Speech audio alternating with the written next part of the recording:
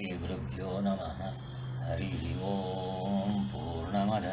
पूर्णमिदं पूर्णात् पूर्णमुदच्यते पूर्णस्य पूर्णमादाय पूर्णमेवावशिष्यते। ओम शांति शांति शांति। आज 21 तारीख है, 21 नवंबर। तो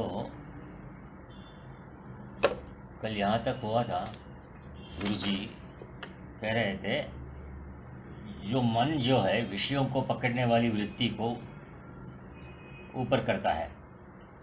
उपाधि तो है ही नहीं। अभी जब तुम ध्यान में बैठे हो, दूसरा कोई वृत्ति नहीं होने से योग चित्तवृत्ति सब निरोध हो गया, रोक गया, इसलिए वृत्ति में कोई विषय नहीं होगा।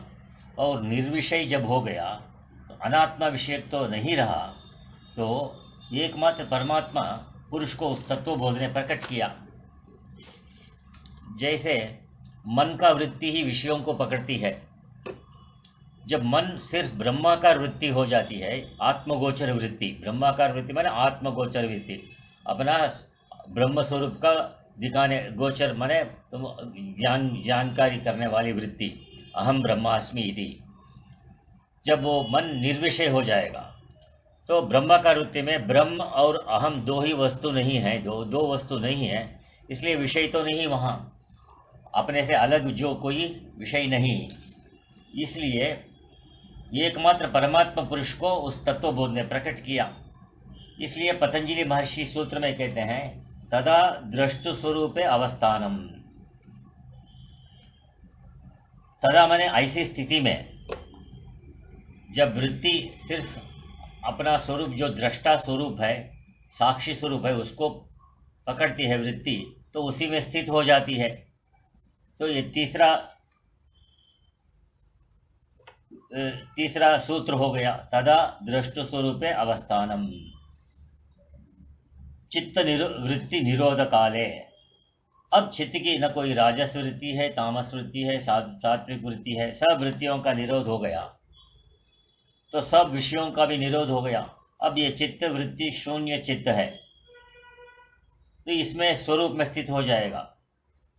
अब उसी की व्याख्या करते हैं, कहते हैं चित्त तद्वृत्ति निरोध परिणाम साक्षिणः। चित्त की वृत्ति का जो निरोध माने रुक गया, इसके परिणाम क्या है? साक्षी कौन है इस परिणाम का? माने चित्त में वृत्ति चल रहे थे, तुम अपने ध्यान करने के टाइम उसको रोक दिया, तो यही परिणाम है।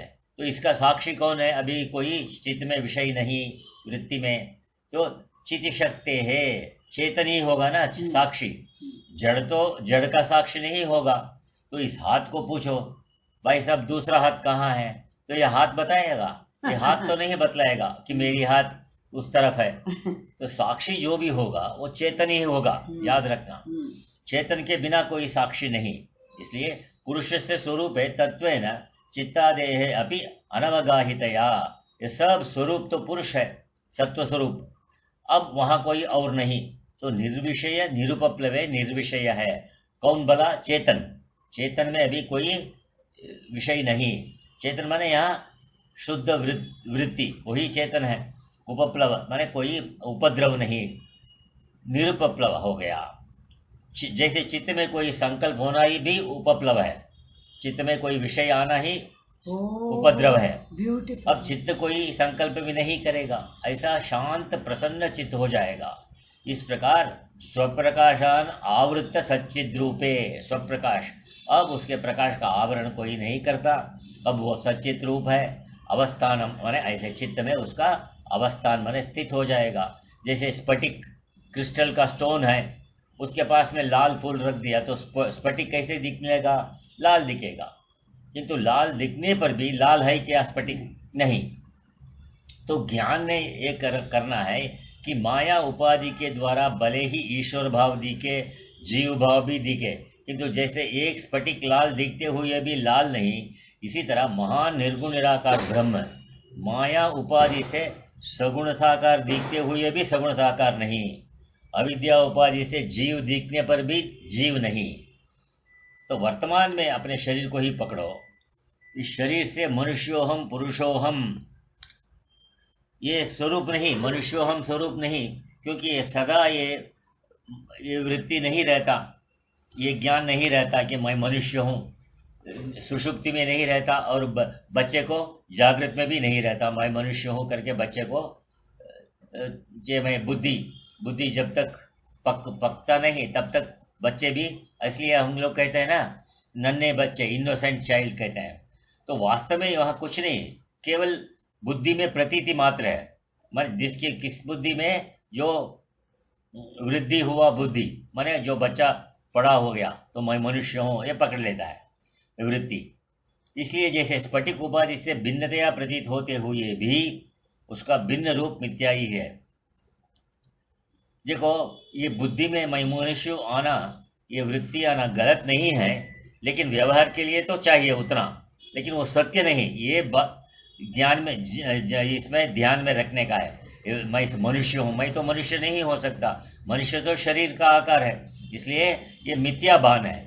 तो जैसे स्फटिक लाल है या पीला है तो स्फटिक को समझता है, वो मिथ्या उपाधि के दिखते हुए भी स्फटिक को ठीक समझ रहा है। इसी तरह हम शरीर को देखते हुए भी, शरीर को प्रकाश करते हुए भी मैं शरीर से अलग हूँ, नहीं शरीर नहीं हूँ, ये ठीक से समझ रहा है।